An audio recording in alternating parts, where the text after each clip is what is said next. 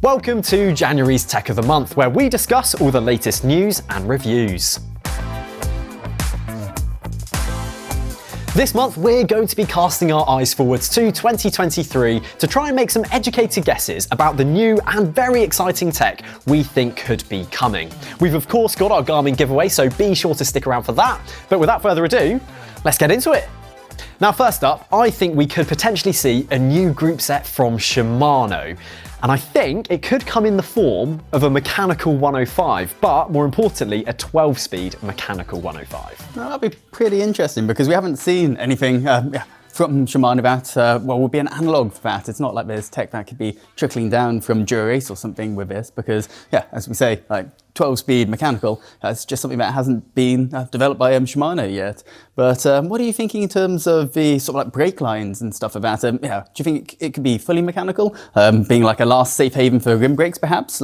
Or could it go down the line of being fully hydraulic, do you think? That's a really good question actually. And I think when you look at what Shimano's done previously, especially with GRX, they did that hydraulic only. And I think with the way things are going in terms of bicycle manufacturing and the fact that you can get hydraulic on Tiagra, I think it probably makes sense just to keep things hydraulic. It means that there's fewer components to make. And I think in a dying world, sadly, of rim brakes, I think it probably makes sense that they just stick to creating hydraulic systems. If mechanical 105 does go 12 speed, you've then got a massive gap between 105 and Tiagra, because Tiagra is still 10 speed.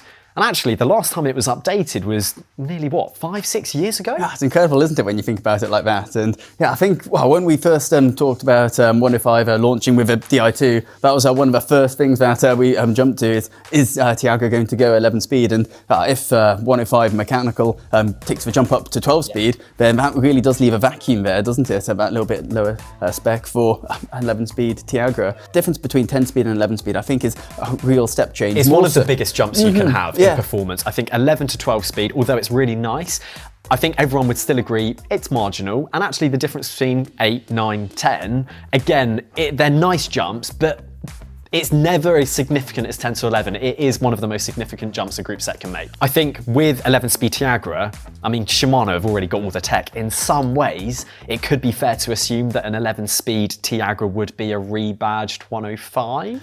I think pretty much. And hopefully it does bring the entry, the price for entering into the 11 speed market just that much lower. Yes. But unfortunately, I think that with the way that bike prices have gone in the last couple of years, and then kind of exacerbated by the problems of inflation that we're having right now, are we going to see 11 speed group sets around about the £1,000 mark as we did all those years ago? And I have to say, I think unfortunately not. I think it's going to be about £1,500 pounds or dollars is going to be the price point, I'd say, for Tiagra spec bikes and with the 11 speed, if not maybe a little bit more. And so it's going to bring the price down, I think, from 105, but not as low as what we'd really be wanting, which is a little bit of a shame. So with both group sets potentially coming, I think 12-speed mechanical 105 is actually really quite exciting because we've never seen any 12-speed Shimano components before.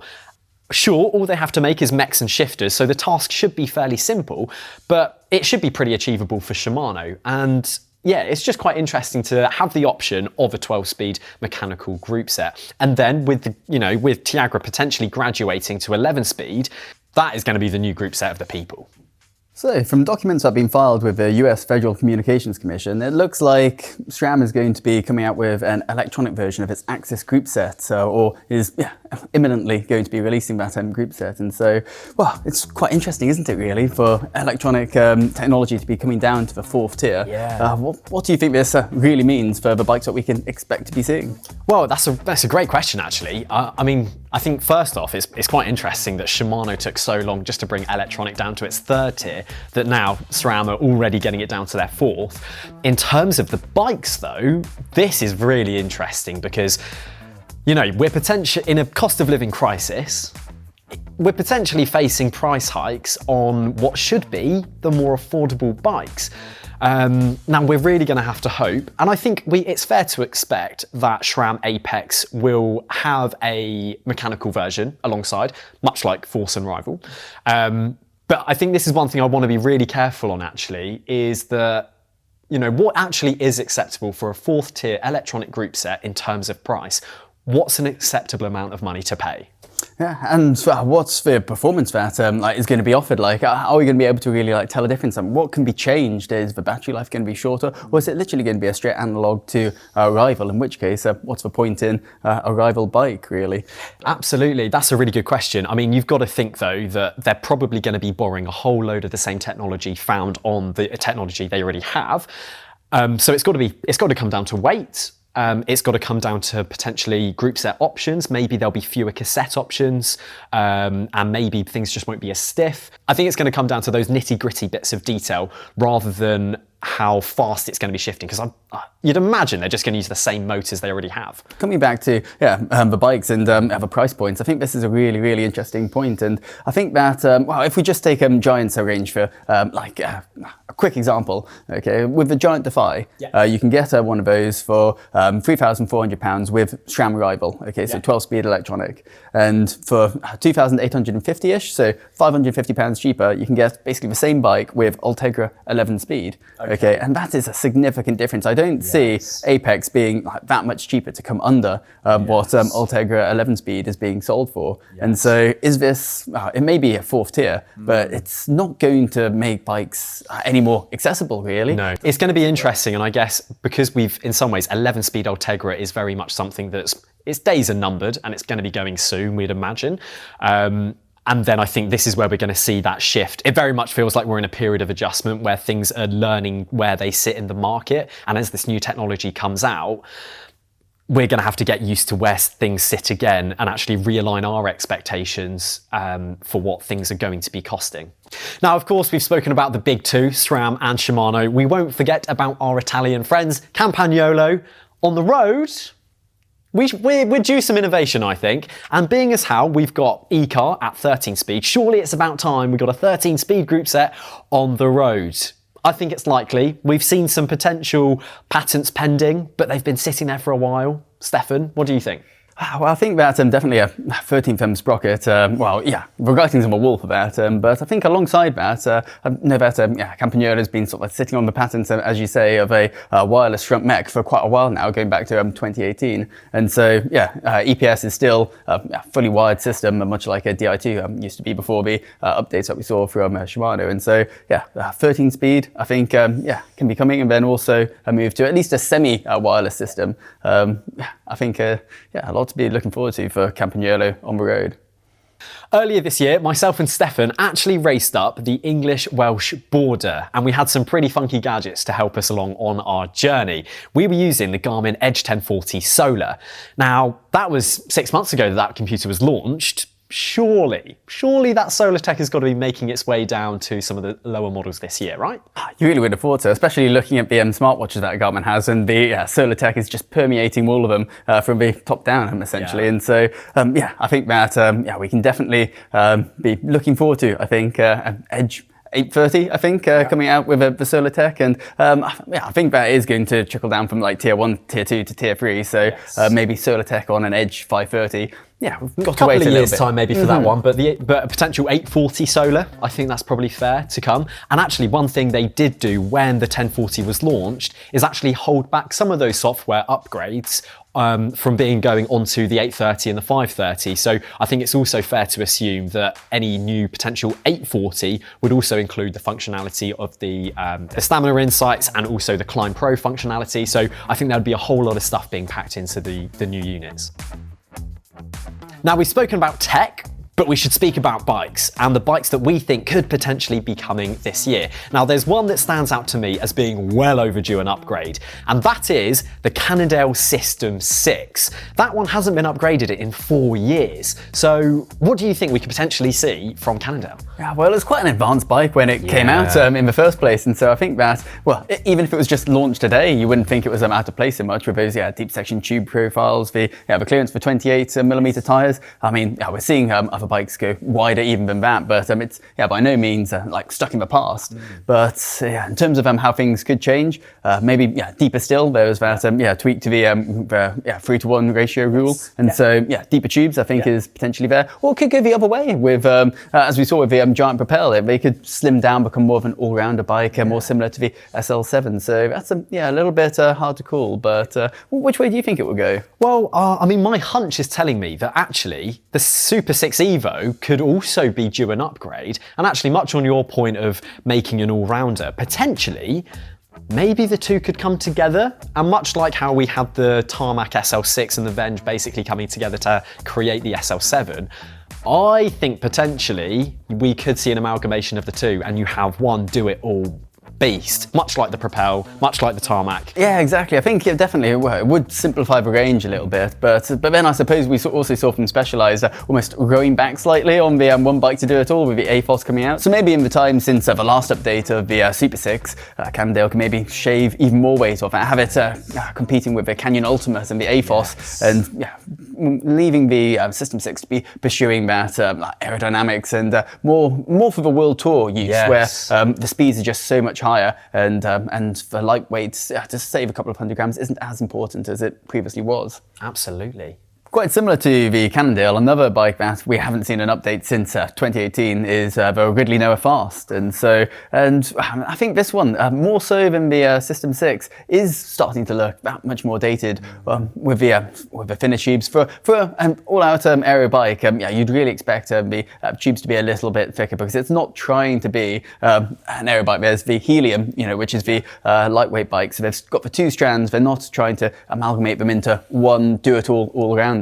And so I think that the Ridley Noah could be another one that is due an update, and we might see getting a fair bit more chunky in the tube shapes that it employs.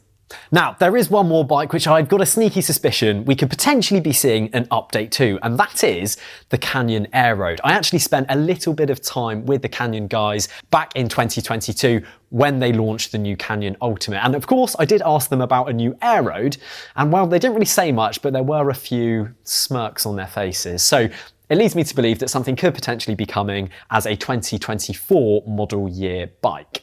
But what do you think we could see from a new Aeroad? Well, I think with any bike launch, almost you can play a little bit of like bike launch bingo with it. And so there's going to be a few key areas that we can almost certainly say that they're going to be improving upon. Yes. And so, well, weight, I think, is an obvious one. It's with the aeroframe, it's never really been sort of like on the limit of the UCI weight limit, really.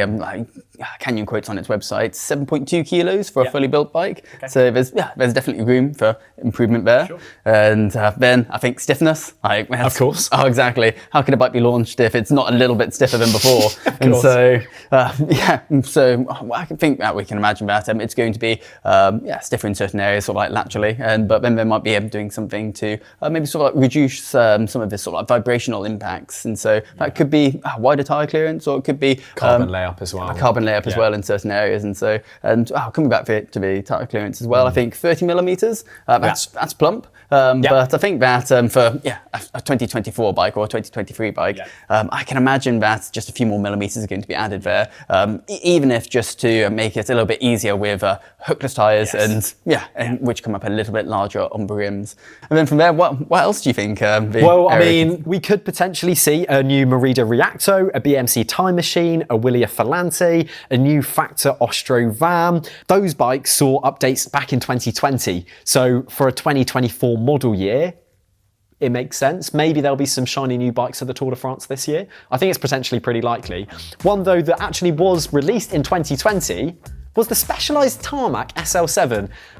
It feels like it's been around for a really, really long time. Can you believe it? It's fully part of the furniture. I mean, maybe it's because the bike was leaked so much before the launch. We have this idea that it's maybe a little bit older than the actual launch date it is, but it was a 2021 model year. Yes. And so it's still actually really new.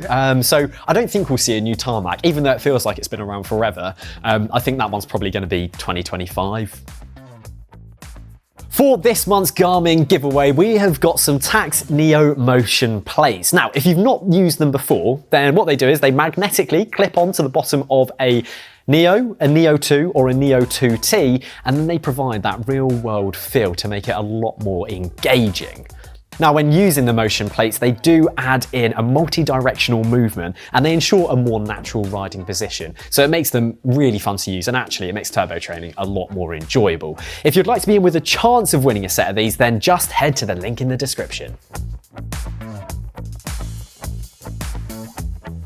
For January's Bike of the Month, we've got this new Colnago V4Rs, which is the replacement for the V3RS, which Tadej Pogačar won his first 2 Tour de France on, and Colnago are hoping that he's going to win a third one in 2023 on this. Now, he and his teammates have actually already been testing this bike, and it's already been in the Open in 2022. They were testing 5 versions, which were called Prototipo, and they chose the final one, and this is it. And unsurprisingly, it's the one that Pogačar himself was riding.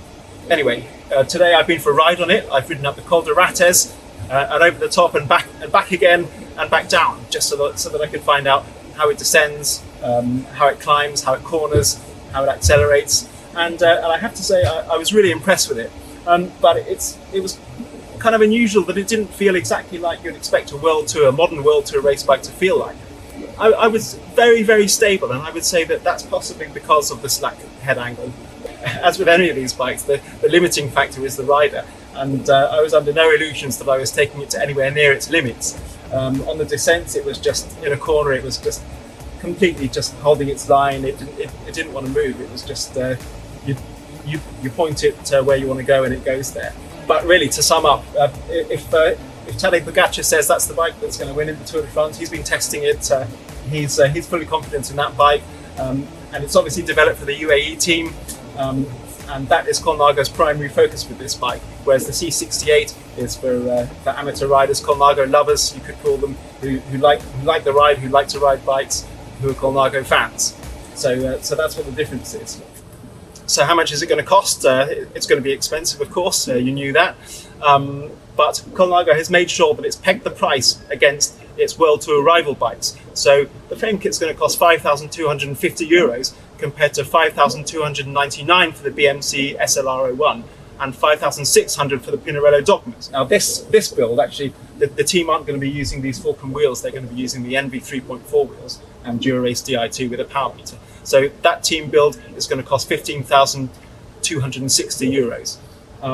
At the moment, we don't have any prices in pounds or US dollars, but Colnago says that they're going to be coming, so we'll let you know about those when we have them. So there we have it. That's all for this month's Tech of the Month. We hope you enjoyed your Christmas, and of course, wishing you all a very happy new year. If you enjoyed the video, then please do drop it a like, subscribe to the channel for more content, and we will see you again very soon. Happy New Year on the 30th of December, yeah. Almost Happy New Year. We hope you had a lovely Christmas and enjoy your new year. Looking forward to. I feel like that's an outro thing. Nah, yeah. You know what? I'll chuck it in. It's January Tech of the Month. It's not that deep.